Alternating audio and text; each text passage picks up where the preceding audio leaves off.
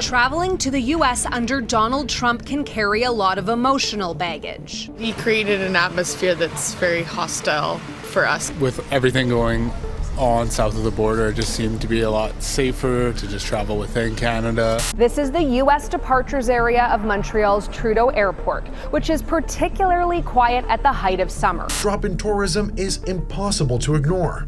According to data from the Smith Travel Research, in June, occupancy fell 14.9%, and it got worse in July. For the week ending July 5th, Las Vegas posted the sharpest decline in the nation. Hotel occupancy fell to 66.7%.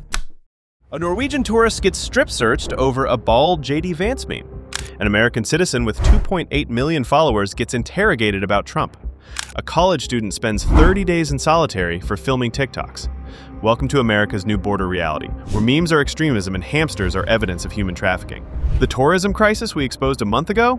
It just went nuclear, and this time it's not just statistics. It's viral videos, global mockery, and an airline industry literally fleeing American airports. The world isn't just avoiding America anymore. They're warning each other to stay away. Here's the incident that changed everything. Mads Mikkelsen, 21, Norwegian tourist, lands at Newark Airport with valid papers and a return ticket. 5 hours later, he's strip-searched, threatened with prison, and facing a $5,000 fine. His crime? A meme on his phone showing J.D. Vance without hair. Border agents called it extremist propaganda. They demanded his passwords or threatened 5 years in federal prison. CBP's response made it worse. They denied it on social media. The internet responded exactly how you'd expect, by making the story go supernova. The Streisand effect in action. One badly photoshopped meme became an international incident that reached 50 million people. Norway's largest newspaper ran it front page. American border agents fear bald politicians. But Mikkelsen's story is just the appetizer. Meet Hassan Piker, American citizen, global entry holder, 2.8 million Twitch followers, detained at Chicago O'Hare for 2 hours while agents asked, "Do you like Donald Trump?" and "Do you support Hamas?" They scrolled through his phone, questioned his political views, treated him like a terrorist. He live-streamed the aftermath. Millions watched. DHS accused him of lying for likes. The damage was done. The most insane case? Ziming Wang, 23, college student, decides to film TikTok content at the Mexico border. Border Patrol asks him to translate for Chinese migrants. He helps 3 women find shelter. Next thing? Arrested for human smuggling. 30 days in detention, 10 in solitary confinement. His evidence of trafficking? 3 pet hamsters and a girlfriend. The judge literally asked prosecutors, "Have you ever heard of a human trafficker traveling with hamsters?" These aren't anomalies, they're policy. Germany just updated its travel warning for the 3rd time this year. The new language is brutal. Neither ESTA approval nor a U.S. visa guarantees entry. Final decisions rest with individual border officers. Translation? Your paperwork is worthless. Some guy at JFK decides your fate. Britain went further. Their advisory now warns travelers they're liable to arrest or detention if you break the rules. What rules? They don't specify. Ambiguity becomes the weapon. Canada's warnings read like survival guides. Border agents don't need reasons to demand passwords. Expect device searches. Refusal means immediate deportation plus 5-year ban. America's closest ally teaching citizens how to survive American customs. The airline industry heard these warnings loud and clear. Their response? Mass exodus. Play Airlines drops the bomb. Complete U.S. withdrawal by October 2025. Every American route, dead. Stewart, Boston, Baltimore, abandoned. Their CEO's explanation was diplomatically brutal. The North American market proved less successful than anticipated. Translation: our customers are terrified of your borders. Volaris goes nuclear. 8 routes from Monterey to major U.S. cities, all canceled by July. Los Angeles, Miami, Houston, Chicago, gone overnight. No gradual reduction, just complete abandonment. Lufthansa Group plays it subtle but devastating. They're reallocating their A380 Super Jumbos from U.S. routes to Asia. When Germans redirect flagship aircraft, the message resonates through every aviation boardroom globally. Air Canada cuts 5 routes for winter. WestJet sees bookings crater 40%. Porter Airlines pauses expansion to U.S. markets. The Canadian airline industry essentially builds its own wall, paid for in lost American tourism revenue. The numbers behind this exodus are catastrophic. June 2025 data shows the acceleration. International hotel bookings down 61%. Canadian bookings specifically crashed 52%. Business travel collapsed 40%. Student applications plummeting across every metric. Convention bookings fleeing to Toronto and Vancouver. But here's the killer stat nobody's discussing. America now holds a $50 billion travel trade deficit. We've gone from earning billions from foreign tourists to bleeding money as Americans vacation abroad while foreigners stay home. A $100 billion swing in 1 year.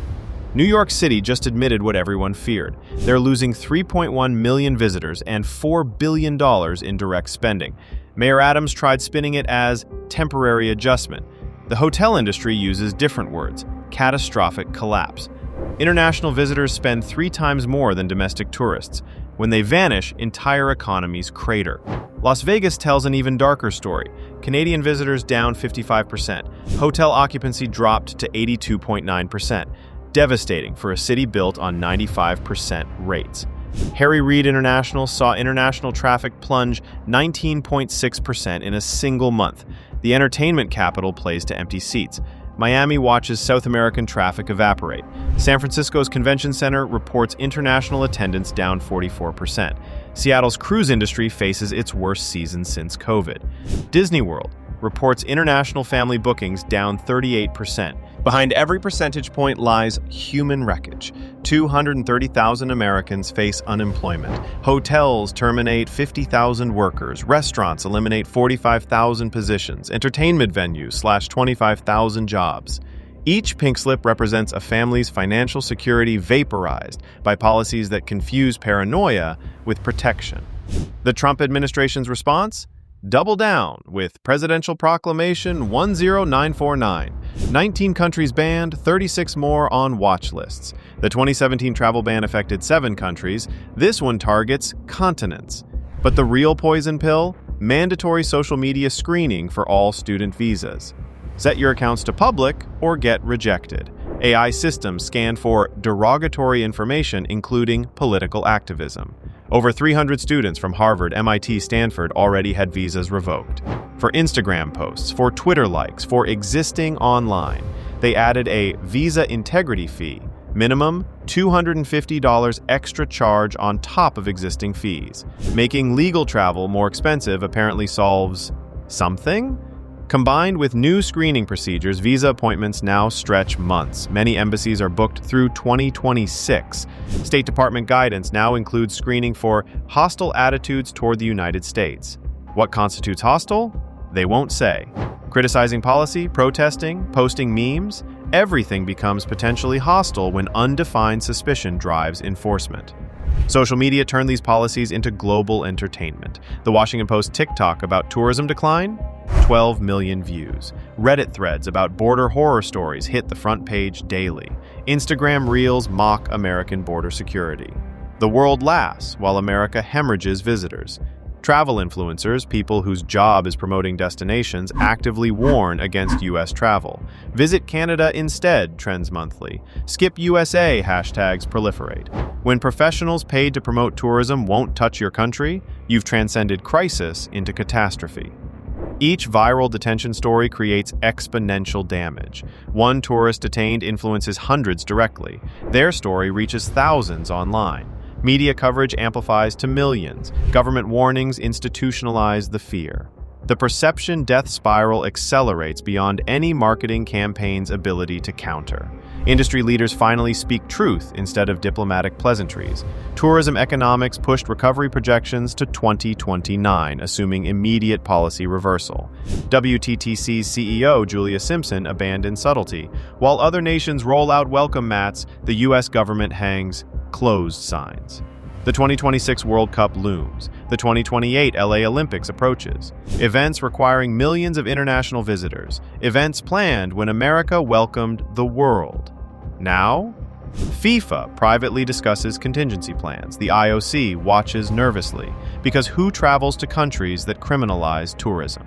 The mathematics of reputation destruction are unforgiving. Building tourist infrastructure takes decades. Airlines establishing routes, hotels training multilingual staff, cities creating international districts, all of it collapses in months but requires years to rebuild, if rebuilding ever happens. Meanwhile, competitor nations feast on America's self-inflicted wounds. Canada's tourism board runs comparison ads highlighting their hassle-free entry. Mexico grants visa-free access to 40 additional countries. European capitals compete for fleeing conventions. Asian hubs court rejected students. Every American restriction becomes another nation's opportunity. Recovery demands rare political courage, admitting failure. Current policies transform border security into performance art that catches comedians while missing actual threats. But reversing course requires acknowledging that treating tourists like terrorists has consequences measured in billions lost and alliances damaged. The entrenchment continues instead. Officials defend the indefensible. Pride overrides economics. Theater replaces security, and the world builds new travel patterns that permanently exclude America from the itinerary. The Norwegian tourist with his Vance meme, he's vacationing in Japan now, posting photos of respectful border agents and efficient entry procedures. Each post reaches thousands of potential American visitors. Each story steers them elsewhere. America deliberately transformed from dream destination to global punchline, trading generations of goodwill for security theater that treats memes as terrorism while actual threats presumably adapt to the dysfunction. The world watches, laughs, warns, avoids. And America searches phones for political jokes while its tourism industry burns to ash. What's your take? Can a country recover from becoming a travel warning? Or have we crossed the point where America permanently joins the list of places smart travelers skip? Drop your thoughts below. Because at this point, even commenting might get you flagged at the border.